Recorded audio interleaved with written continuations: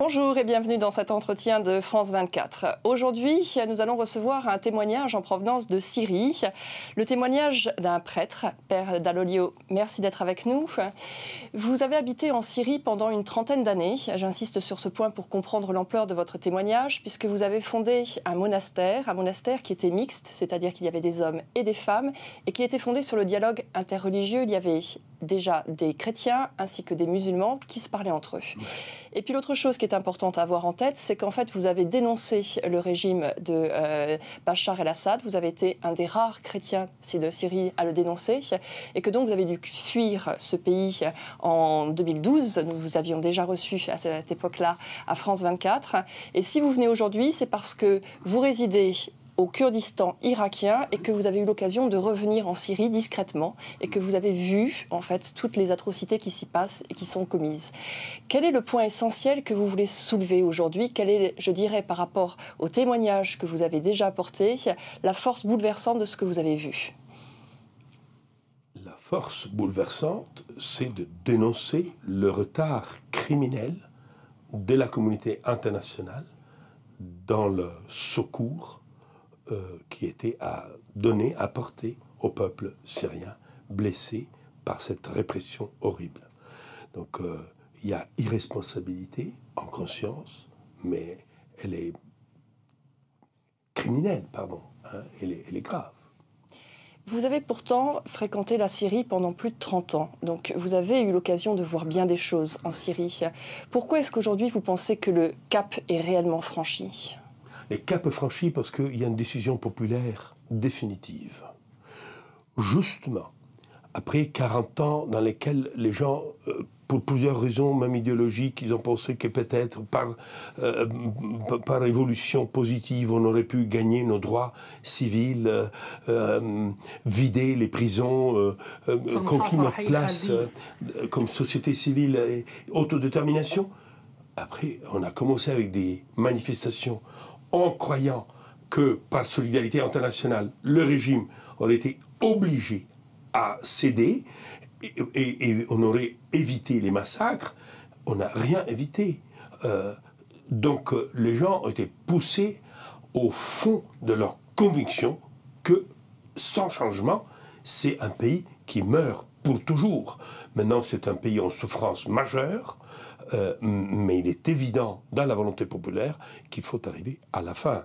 Maintenant, cela ne veut pas dire qu'il ne faut pas négocier, qu'il ne faut pas la diplomatie, qu'il ne faut pas le travail de tout le monde en positif pour faire le plus vite possible, parce que c'est devenu indécent. Vous avez quitté la Syrie à l'été 2012, vous êtes revenu, là, en passant donc par le Kurdistan irakien jusqu'en Syrie. Qu'est-ce que vous avez vu dans les gens que vous avez croisés, vous qui avez l'habitude de l'écoute? Quels sont les mots qui sont revenus ou les blessures qui vous ont été racontées? En positif, j'ai vu des gens déterminés à sauver leur pays. Dans ce livre, La rage et la lumière, j'ai raconté l'histoire de Djihad, le nom est intéressant, Djihad Razal, un sunnite du nord de la Syrie, à côté d'Alep, et qui a perdu un frère en bataille. Il était prêt à organiser la réconciliation avec les chiites. Il y a 2 villages chiites. Et en collaboration avec les Kurdes, qui soient les Kurdes, la médiation entre les 2 groupes, pour sauver le bon voisinage originaire des Syriens. Il a perdu un 2e frère. J'étais avec lui quand il a perdu son 2e frère. Et il n'a pas branché, lui, son oncle, un musulman, un chef musulman du lieu. Ils étaient sous le plateau de la télé, parler réconciliation, tendre la main pour la réconciliation. Ça, c'est des islamistes que j'aime. Ça, c'est l'islamisme que je reconnais. Ça, pour moi, ce n'est pas différent d'une attitude civile, humaine. Ça, c'est vraiment un citoyen islamiste. Vous le racontez dans votre livre, certes un prêtre, mais vous êtes aussi profondément engagé. C'est-à-dire que vous débutez votre livre un peu par votre histoire familiale, qui est une famille d'Italiens opposés au fascisme. En fait, ça explique que votre engagement est aussi un engagement politique. Très tôt, vous avez cette volonté politique chevillée au corps. Quand vous voyez ce qui se passe en Syrie, évidemment, il y a le rapport avec les chiites, les sunnites entre eux, etc. Mais il y a une chose qui est très importante au milieu, c'est la communauté chrétienne.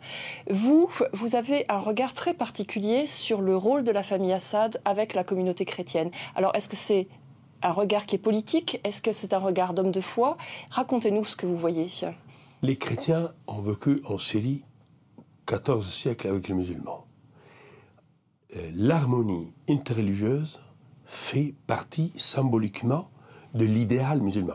La ville musulmane idéale est une ville d'harmonie musulmane, juive, chrétienne. Et la ville arabe, disons, elle se retrouve dans ce modèle. Donc ça, c'est notre idéal. Le nationalisme fasciste du Baas est contre cette harmonie. Elle prétend avoir un autre principe, la nation en tant qu'ethnie, pour faire l'harmonie entre les populations.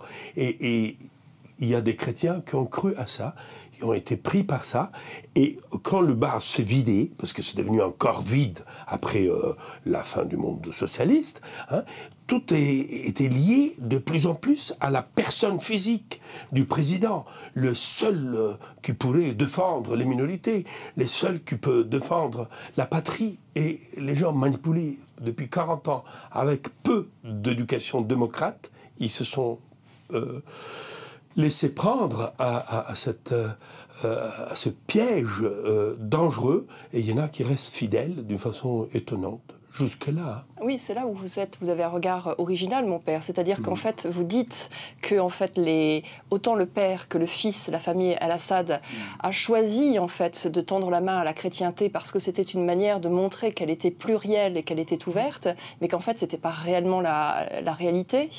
Et que d'autre part, si la chrétienté veut s'en sortir, contrairement à une idée qui a été largement soutenue au Vatican, par exemple, c'est qu'il ne faut pas soutenir le régime de Bachar al-Assad, il faut choisir une autre voie. Le Vatican est resté très neutre, il faut le reconnaître. C'est les autorités orientales que, souvent, obligées par le régime, ou bien en tant que manifestation du régime, ou sont complices, ou sont victimes. Mais ils sont restés officiellement avec le régime, c'est grand dommage. Et nous avons maintenant 2 évêques kidnappés. On ne sait pas si c'est une manipulation de la part du régime lui-même, qui a toujours su comment, en Irak, au Liban et en Syrie, manipuler les extrémistes musulmans religieux les plus radicaux. Donc tout est possible, on ne sait pas. Moi je demande par France 24 que quelque chose soit fait pour sauver ces 2 évêques. Mais la chose est là. Les chrétiens ont été utilisés. On a fait une espèce de syndicat de minorité contre une majorité qui serait toujours à écraser. Je me rappelle d'un officier qui est venu chez moi, d'une minorité, un alawite, qui est venu chez moi au monastère. Il m'a dit, mon père, il faut parler clair.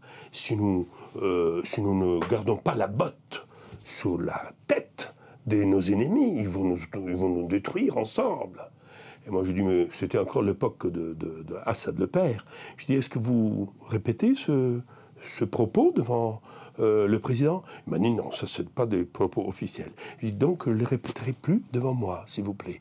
Je suis pour l'élargissement de la communauté nationale par le consensus national progressiste.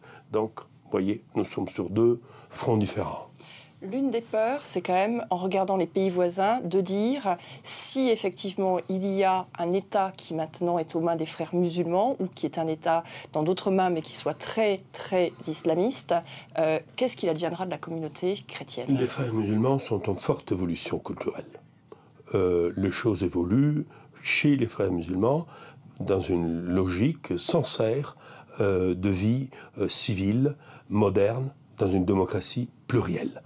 Ils demandent l'application de la charia selon une interprétation qui est déjà un acte d'interprétation de fond, des sources de la révélation.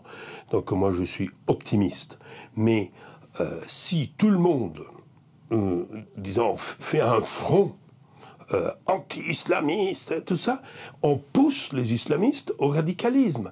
C'est ça, c'est faux. En Syrie, tous les jours, le manque d'assistance internationale aux droits des Syriens, l'autodétermination, transforme des citoyens en extrémistes religieux. C'est comme ça que vous expliquez qu'il y ait par exemple aujourd'hui Al-Nosra, ce mouvement qui est affilié avec Al-Qaïda en Syrie. C'est comme ça que vous pensez qu'il peut y avoir des gens qui sont quelque part un peu exploités en Syrie pour dénoncer ces thèses? J'ai rencontré un chef sur le terrain. Donc Nosra a différents aspects. C'est un nom qui couvre beaucoup de choses.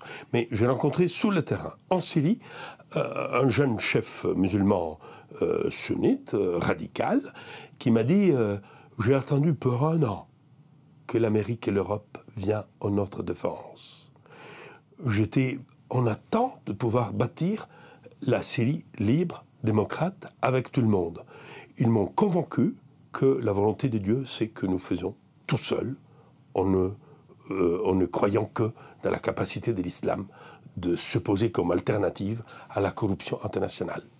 Donc quelqu'un qui était prêt à participer à une Syrie libre, démocrate et plurielle, on en a fait un extrémiste religieux. Donc pour vous, effectivement, c'est d'abord le dialogue, vraiment la notion de religion qui doit se réunir, comprendre et reformer quelque part la Syrie. On aurait beaucoup à dire. On s'arrêtera sur ces témoignages-là, en fait, pour comprendre ce qui se passe à l'intérieur de la Syrie et pour avoir cet autre regard que vous nous apportez sur toutes les différentes communautés et celle dont on parle peu et dont il faut beaucoup parler, qui est la communauté chrétienne de Syrie. Merci, mon père, d'avoir participé à cet entretien. Bonne suite de programme sur France 24.